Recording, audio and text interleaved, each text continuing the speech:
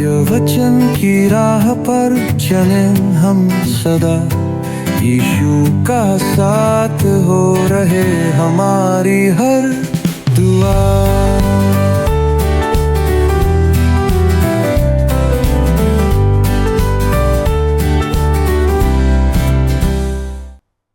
प्रिय दर्शकों, मैं आप सबका पुनः इस क्रमबद्ध बाइबल अध्ययन कार्यक्रम सत्य वचन में एक बार फिर से हार्दिक स्वागत करती हूं। मैं आशा करती हूं कि आप सब इस अध्ययन के द्वारा अवश्य ही अपने जीवन में आत्मिक आशीषें प्राप्त कर रहे हैं। मित्रों, आज के अध्ययन में हम प्रकाशित वाक्य की पुस्तक के अध्याय 20 10 से 15 पद पर अपना ध्यान केंद्रित करने जा रहे हैं। इसमें हम दो महत्वपूर्ण विषयों को देखेंगे। शैतान आग की झील में डाला गया और बड़े श्वेत सिंहासन की स्थापना, जहां खोए हुओं का न्याय होगा। तो आइए हम परमेश्वर के दास के द्वारा वचन की गंभीरता को समझें और आत्मिक लाभ प्राप्त करें। प्रिय मित्रों, इस संसार में दोबारा आकर अपना राज्य स्थापित करने वाले प्रभु यीशु मसीह के पवित्र और सामर्थी नाम में आप सभी को प्रेम भरा नमस्कार। सत्य वचन बाइबल अध्ययन में एक बार पुनः आपका स्वागत है। आइए दोस्तों, हम अपने अध्ययन को प्रकाशित वाक्य की पुस्तक के 20वें अध्याय के 10वें पद से आरंभ करें, जिसका विषय है शैतान का आग की झील में डाला जाना। आइए हम पढ़ते हैं प्रकाशित वाक्य 20 उसका 10। लिखा है, उनका भरमाने वाला शैतान आग और गंधक की उस झील में, जिसमें वह पशु और झूठा भविष्यवक्ता भी होगा, डाल दिया जाएगा और वे रात दिन युगान युग पीड़ा में तड़पते रहेंगे। दोस्तों, यह एक अत्यंत गंभीर कथन है जिसे हमारे आज के युग में लोग अनदेखा करते हैं, तथा यह परमेश्वर की संतान के लिए एक बड़ी ही राहत की बात है कि उनका और परमेश्वर का बैरी सदा के लिए और निश्चित रूप से दंड पाएगा। यहाँ हमारी जिज्ञासा और पीड़ा को शांत करने वाला कुछ भी नहीं है दोस्तों, परंतु यहाँ भय उत्पन्न करने वाली एक पवित्र शांति है जो दर्शाई गई है। यदि मनुष्य यह बात कह रहा है तो वह इतना कहकर रुक नहीं जाता, वह उसके आगे और भी कुछ कहता चला जाता। वह आगे कुछ और कहने से अपने आप को रोक नहीं पाता। शायद मैं और आप ऐसा ही करते, पर इस बात को सर रॉबर्ट एंडरसन, जो कि परमेश्वर के वचन की व्याख्याकार हैं, वो कहते हैं यह जो है वो भविष्यवाणी बेचने वालों की असंयत बातें या असंगत बातें हैं।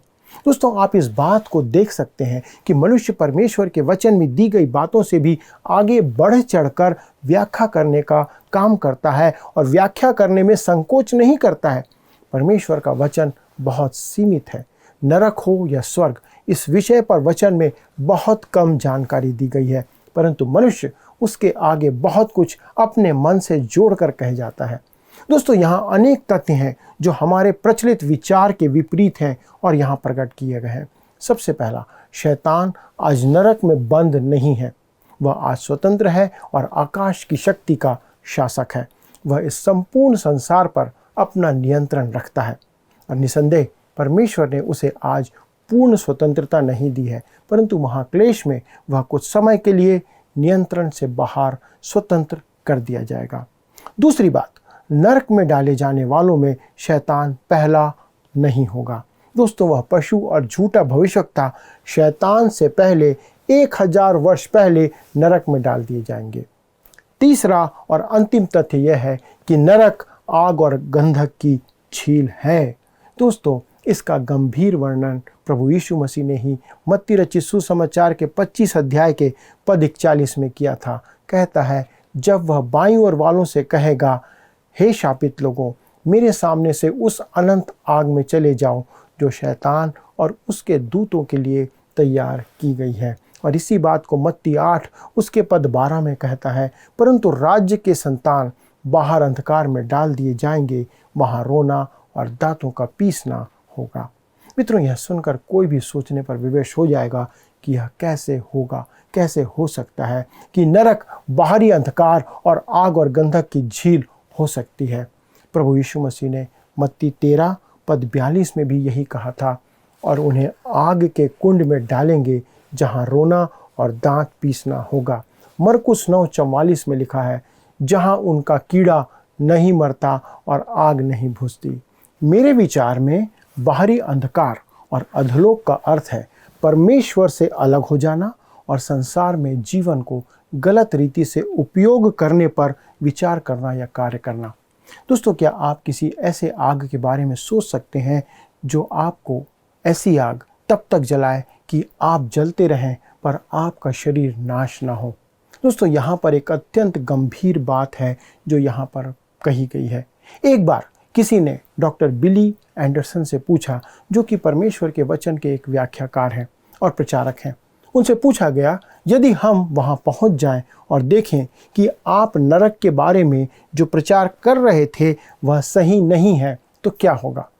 इस पर डॉक्टर एंडरसन ने उत्तर दिया, इस पर मैं क्षमा मांग कर कहूँगा कि मैंने प्रभु की बात को गलत समझा है, परंतु यदि हम वहां पहुंचने के बाद देखें कि यह सच है तब क्या होगा? मित्रों, दोस्तों, यह सच है कि जो परमेश्वर का वचन कह रहा है, यह परमेश्वर का वचन है जिसका हम अध्ययन कर रहे हैं और यह सत्य है। हम यूहन्ना 3:16 से अत्यधिक लगाव रखते हैं, परंतु हम उसके बारे में क्या सोचते हैं? ये प्रश्न है। अनंत काल के लिए परमेश्वर से दूर हो जाना तथा पापों में खोए हुए मनुष्य को प्रकट करने के लिए आग उस सच्चाई का बहुत ही एक कमज़ोर प्रतीक है। नरक एक ऐसा स्थान है और एक ऐसी दशा भी है दोस्तों, वह अनंत पीड़ा का स्थान है। यह परमेश्वर के वचन की भाषा है जिससे आप बच नहीं सकते। दोस्तों, अब हम आते हैं अगले विषय पर, जो है महान श्वेत सिंहासन की स्थापना, जहां खोए हुओं का न्याय किया जाएगा। तो आइए दोस्तों, इस बात को जानने के लिए हम पढ़ते हैं प्रकाशित वाक्य 20 अध्याय उसका पद 11। लिखा है, फिर मैंने एक बड़ा श्वेत सिंहासन और उसको जो उस पर बैठा हुआ है देखा। उसके सामने से पृथ्वी और आकाश भाग गए और उनके लिए जगह ना मिली। कहता है बड़े श्वेत सिंहासन। मित्रों, इस बड़े श्वेत सिंहासन के न्याय को लोग प्रायः परमेश्वर का आम न्याय कहते हैं। इसे आम न्याय इस कारण से कहा गया है क्योंकि हर एक युग के खोए हुए मनुष्य इस न्याय के लिए फिर से जी उठेंगे। उद्धार पाने वालों में से मृतक तो पहले ही पुनरुत्थान में जी उठेंगे। महाक्लेश के भक्तजन भी इस पुनरुत्थान के भागी हुए होंगे, परंतु खोए हुओं का जी उठना दूसरा पुनरुत्थान होगा कि उनका निष्पक्ष न्याय हो, अर्थात उद्धार के संदर्भ में उनके कामों का मूल्यांकन किया जाए। ये है ग्रेट वाइट थ्रोन जजमेंट। एक बार मृत्युशैया पर पड़े एक व्यक्ति ने कहा, प्रचारक महोदय, आपको मुझसे भविष्य की चर्चा करने की आवश्यकता नहीं है। मैं प्रयास करके देखूंगा और मुझे पूरा विश्वास है कि परमेश्वर न्यायी एवं धर्मी है और वह मेरे कामों को स्वीकार कर लेगा। जो मैंने किया है उसे वे स्वीकार करेगा। दोस्तों, उस प्रचारक ने उसे उत्तर दिया और कहा, आपका कहना ठीक है मित्र, वह न्यायनिष्ठ और धर्मी परमेश्वर है और आपके कर्मों को स्वीकार भी करेगा। उसने भी यही कहा है, परंतु मैं आपको एक बात बताना चाहता हूँ, इस न्याय में किसी का उद्धार नहीं होगा, क्योंकि मनुष्य कर्मों से उद्धार कभी नहीं पाता। जब आप परमेश्वर की धार्मिकता के प्रकाश में खड़े होंगे, तब आपके कर्म ऐसे छोटे दिखाई देंगे कि उनका महत्व कुछ भी नहीं होगा। दोस्तों, एक दिन एक छोटा बच्चा अपनी दादी के लिए कुछ फूल लेकर आया। वे फूल देखने में अच्छे नहीं लग रहे थे। उसने बड़े घमंड से, बड़े गर्व से अपनी दादी को वे फूल दिए और दादी ने भी उसकी पीठ थपथपाते हुए उन फूलों को ले लिया और उसे धन्यवाद कहा। किसी दिन स्वयं को भला समझने वाले सभी मनुष्य प्रभु यीशु मसीह के सामने अपने कामों का गुलदस्ता लेकर के खड़े होंगे और उस प्रभु यीशु मसीह के सामने जिससे उन्हें अस्वीकार किया था उससे कहेंगे। दोस्तों, तब वे सोच रहे होंगे कि प्रभु यीशु दादी के समान उनके सिर पर हाथ रखकर या हाथ फेर कर कहेगा, तुम तो वास्तव में बड़े अच्छे लोग हो। मित्रों, यह गंभीर एवं महत्वपूर्ण बात है। उसकी उपस्थिति में खड़े होने के लिए आपको उसे अपने उद्धारकर्ता के रूप में सबसे पहले ग्रहण करने की आवश्यकता है। परमेश्वर के सामने खड़े होने के लिए आपको प्रभु यीशु मसीह की धार्मिकता को पहनने की आवश्यकता है। क्या आप नहीं जानते कि इसके बिना हम पापी हैं और पापी बने रहेंगे और परमेश्वर से सदा काल के लिए अलगाव हमारा रहेगा। मित्रों, हम दूसरों से अपनी तुलना करते हुए हमेशा कहते हैं, क्या मैं उससे कम अच्छा हूँ? निश्चित ही आप अच्छे हैं दोस्तों, परंतु आपको उस व्यक्ति को जानना चाहिए। एक बार सैमुअल जॉनसन ने ऐसा कहा था, जो कि परमेश्वर के वचन के प्रचारक हैं। कहते हैं प्रत्येक मनुष्य अपने बारे में जो जानता है उसे वह अपने घनिष्ठ मित्र को भी बताने का साहस नहीं कर सकता या नहीं करता है। इस बात को ध्यान रखें। आप अपने आप को जानते हैं मित्रों कि आप क्या हैं। आप यह भी जानते हैं कि आप कौन हैं। आप कौन सी बातें छिपाते हैं जिन्हें आप किसी कीमत पर किसी को नहीं बताना चाहते। प्रभु यीशु मसीह इन सब बातों को न्याय के दिन प्रकट करेगा, जब आप अपने कर्मों का गुलदस्ता उसे भेंट करेंगे, उसके सामने बताएंगे कि मैंने ये किया है। वह आपके बारे में आपको सब कुछ उस दिन बता देगा। इसी कारण आपको आज ही उस उद्धारकर्ता के द्वारा से पापों की क्षमा की आवश्यकता है।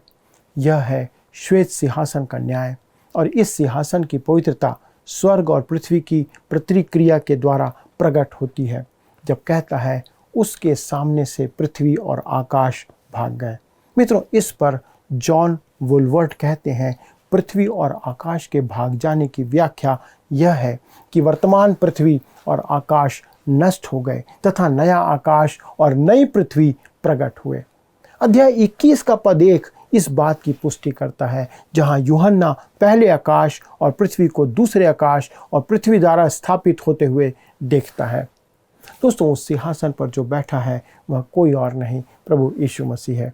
यूहन्ना 5 उसका 22 अध्याय उसके 26 और 29 पद में भी प्रभु यीशु मसीह स्वयं कहते हैं, पिता किसी का न्याय नहीं करता, परंतु न्याय करने का सब काम पुत्र को सौंप दिया है, क्योंकि जिस रीति से पिता अपने आप में जीवन रखता है, उसी रीति से उसने पुत्र को भी यह अधिकार दिया है कि अपने आप में जीवन रखे, वरन उसे न्याय करने का भी अधिकार दिया है, इसलिए कि वह मनुष्य का पुत्र है।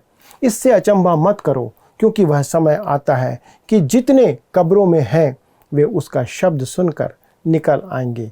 जिन्होंने भलाई की है वे जीवन के पुनरुत्थान के लिए जी उठेंगे, और जिन्होंने बुराई की है वे दंड के पुनरुत्थान के लिए जी उठेंगे। दोस्तों, परमेश्वर का कार्य क्या है? यूहन्ना 6:29 में लिखा है, परमेश्वर का कार्य यह है कि तुम उस पर जिसने उसे भेजा है विश्वास करो। दोस्तों, क्या अच्छा काम करने वालों में वे लोग हैं जो प्रभु यीशु मसीह पर विश्वास करते हैं और जीवन के प्रथम पुनरुत्थान के भागी हैं। बुरा करने वाले दंड और त्यागे जाने के लिए पुनरुत्थान के भागी होंगे। दोस्तों, यह है बड़े श्वेत सिंहासन का न्याय, जो कि सभी मनुष्यों के लिए ठहराया गया है, जो उद्धार से रहित जीवन भर रहेंगे। इसके साथ ही हम आगे बढ़ते हैं और पद 12 और 13 को पढ़ते हैं। प्रकाशित वाक्य 20 अध्याय पद 12 और 13 में लिखा है, फिर मैंने छोटे बड़े सब मरे हुओं को सिंहासन के सामने खड़े हुए देखा, और पुस्तकें खोली गई, और फिर एक और पुस्तक खोली गई, अर्थात जीवन की पुस्तक, और जैसा उन पुस्तकों में लिखा हुआ था वैसे ही उनके कामों के अनुसार मरे हुओं का न्याय किया गया। समुद्र ने उन मरे हुओं को जो उसमें थे दे दिया, और मृत्यु और अधोलोक ने उन मरे हुओं को जो उनमें थे दे दिया, और उनमें से हर एक के कामों के अनुसार उनका न्याय किया गया। दोस्तों, जिस बात को यहाँ पर प्रकट किया गया है वो है एक निष्पक्ष न्याय जो इस संसार के लोगों का किया जाएगा। प्रभु यीशु मसीह आपके जीवन को एक सिनेमा के समान, चलचित्र के समान आपको दिखाएगा, और देखकर आपको किसी भी प्रकार वो अच्छा नहीं लगेगा। क्या आप चाहते हैं कि आप परमेश्वर के समक्ष खड़े होकर अपनी जीवन की फिल्म को देखें? क्या आप सोचते हैं कि आपका जीवन इस परीक्षा का सामना कर पाएगा, इस अवसर का सामना कर पाएगा? मैं आपके बारे में तो नहीं जानता, परंतु मुझे तो अपना जीवन मालूम है कैसा है। मैं उसे नहीं देख पाऊंगा, क्योंकि मैं जानता हूं कि मैं कितना बुरा इंसान हूं। परमेश्वर के अनुग्रह के लिए उसका धन्यवाद हो दोस्तों। जैसा इफिसी 2 अध्याय के पद 8 में पौलुस कहता है, क्योंकि विश्वास के द्वारा अनुग्रह ही से तुम्हारा उद्धार हुआ है, और यह तुम्हारी ओर से नहीं वरन परमेश्वर का दान है। मित्रों, आपने देखा कि मरे हुओं को छोटे और बड़े कहा गया है। वे सभी उद्धार रहित मनुष्य होंगे, क्योंकि उनके नाम जीवन की पुस्तक में लिखे नहीं गए हैं।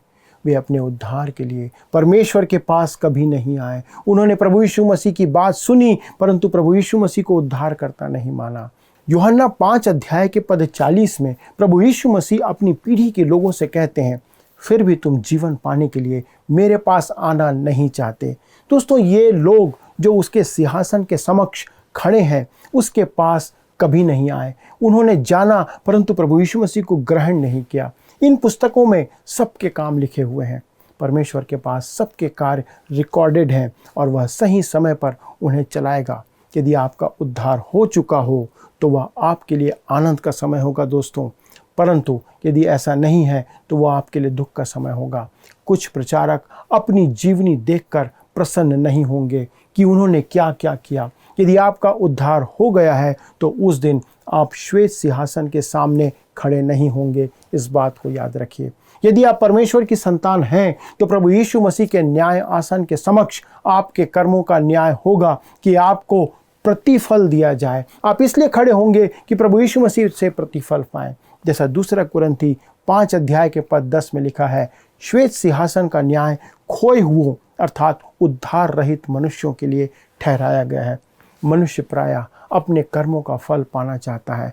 यहाँ उसको एक अवसर दिया जाएगा, परंतु मनुष्य कर्मों से उद्धार कभी नहीं पा सकता। बाइबल ऐसा स्पष्ट कहती है। तब आगे कहता है, समुद्र ने उन मरे हुओं को जो उसमें थे दे दिया। दोस्तों, ये वे सब लोग हैं जो समुद्र में डूब चुके हैं और जिनके मृतक शरीर समुद्री रसायनों में गल चुके हैं। उस दिन वे भी जी उठेंगे। समुद्र उनके शरीरों को दे देगा। परमेश्वर के लिए यह असंभव नहीं है। वे विघटित होकर अणु रूप में हो चुके होंगे, परंतु परमेश्वर उन्हें फिर से जोड़ करके तैयार कर देगा और उनकी देह को सामने ले आएगा। पृथ्वी की कब्रें अपने मृतकों को दे देंगी। अधोलोक जिनमें मृतकों की आत्माएं हैं वे भी वहां से निकल कर आ जाएंगे। परमेश्वर ऐसा उस दिन करने जा रहा है। तो आइए दोस्तों, हम आगे बढ़ते हैं और पढ़ते हैं प्रकाशित वाक्य अध्याय 20 उसका पद 14 और 15। लिखा है, मृत्यु और अधोलोक आग की झील में डाले गए। यह आग की झील दूसरी मृत्यु है और जिस किसी का नाम जीवन की पुस्तक में लिखा हुआ ना मिला वह आग की झील में डाला गया। दोस्तों, अधोलोक वह स्थान है, ध्यान से सुनिए। अधोलोक वह स्थान है जहां मरे हुए लोग अदृश्य अवस्था में रहते हैं, रखे जाते हैं और उसके 2 भाग हैं। एक है स्वर्गलोक और दूसरा है पीड़ा का स्थान। लूका 16 अध्याय के पद 19 से 31 में स्वर्गलोक उस समय खाली हो गया था जब प्रभु यीशु मसीह अपने स्वर्गारोहण के समय पुराने नियम के सारे भक्त जनों की आत्माओं को अपने साथ वहां से स्वर्ग ले गया। इसी बात को इफिसियों की पत्री में पौलुस 4 अध्याय के पद 8 से 10 में कहता है। इसलिए वह कहता है, वह ऊंचे पर चढ़ा और बंदियों को बांध ले गया और मनुष्यों को दान दिया। उसके चढ़ने से और क्या पाया जाता है? केवल यह कि वह पृथ्वी की निचली जगहों में उतरा भी था और जो उतर गया यह वही है जो सारे आकाश के ऊपर चढ़ भी गया कि सब कुछ परिपूर्ण करे। मित्रों, वहाँ पर प्रभु यीशु मसीह ने 2 काम किए। उसने वहाँ मनुष्यों को उपहार दिया और उन पुराने नियम के भक्तों को जो मर चुके थे अधोलोक से निकालकर अपने साथ स्वर्ग ले गया। परंतु वह पीड़ा का स्थान श्वेत सिंहासन के न्याय के समय अपने मुर्दे उस समय देगा और वहाँ के जो लोग थे वो ऐसे ही छोड़ दिए गए हैं और लिखा है कि वे आग और गंधक की झील में डाल दिए जाएंगे। अर्थात इस श्वेत सिंहासन के न्याय के बाद इन्हें उस जगह डाल दिया जाएगा। यह दूसरी मृत्यु है। बाइबल इससे बारे में भी बहुत कुछ कहती है। प्रभु यीशु मसीह ने इस स्थान को बाहरी अंधकार भी कहा है, जैसा हमने अभी पढ़ा। हमारा मानना है दोस्तों कि यह वास्तविक आग है और बाहरी अंधकार से कहीं अधिक भयानक है। यह परमेश्वर से अनंत काल के लिए अलगाव है। हमेशा हमेशा के लिए ये लोग परमेश्वर की उपस्थिति से दूर कर दिए जाएंगे, क्योंकि मृत्यु का अर्थ यही है। हम सोचते हैं कुछ और है। मृत्यु का अर्थ है परमेश्वर से अलगाव। ये है मृत्यु। मृत्यु जो मनुष्य का अंतिम और महान बहरी है, लिखा है वह अनंत दृश्य से विलोप हो जाएगा, वो समाप्त कर दिया जाएगा। इसके बाद यह कभी नहीं कहा जाएगा कि आदम में सब मरते हैं, जैसा वचन कहता है। पहला कुरिन्थी 15 अध्याय के 22 में इस बात की पुष्टि की गई है।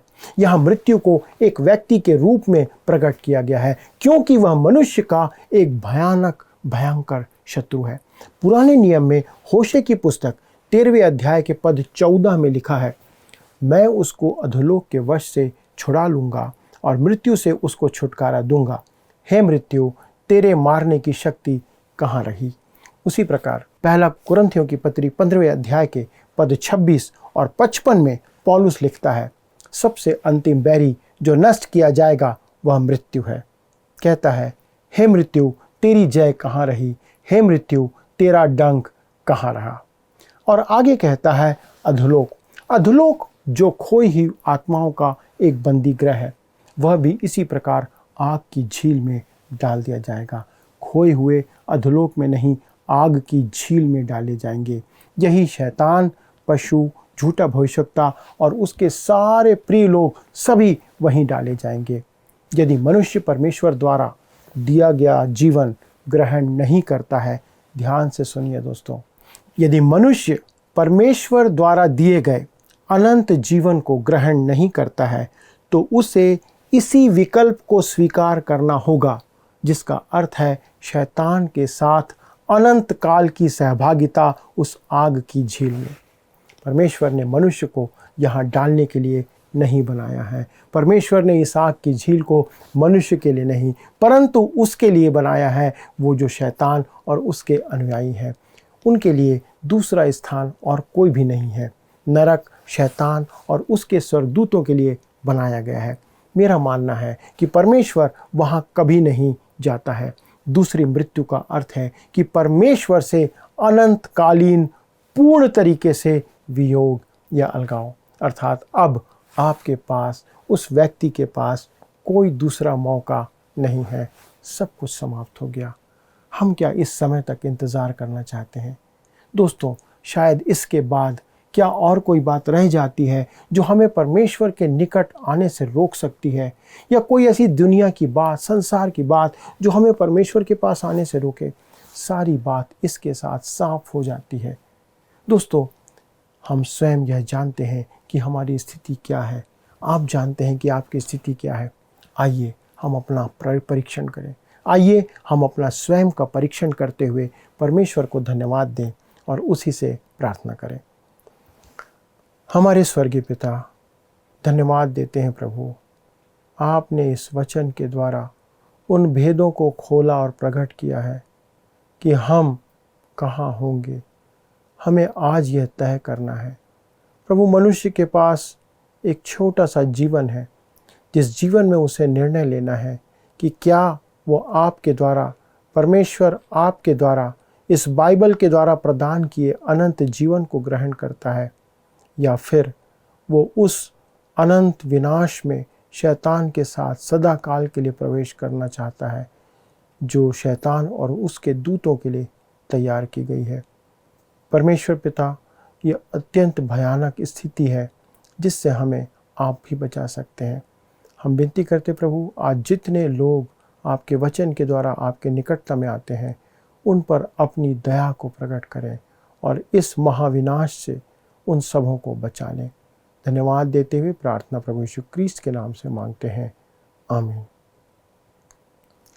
प्रिय मित्रों, आज के अध्ययन पर यदि आपके पास कोई प्रश्न है तो प्लीज़ फ़ोन के द्वारा संपर्क करें, क्योंकि मैं जानता हूं कि आपके पास अनेक प्रश्न होंगे और हम आपकी सहायता करने के लिए तैयार हैं, क्योंकि ये केवल जीवन और मृत्यु नहीं, अनंत मृत्यु का प्रश्न है।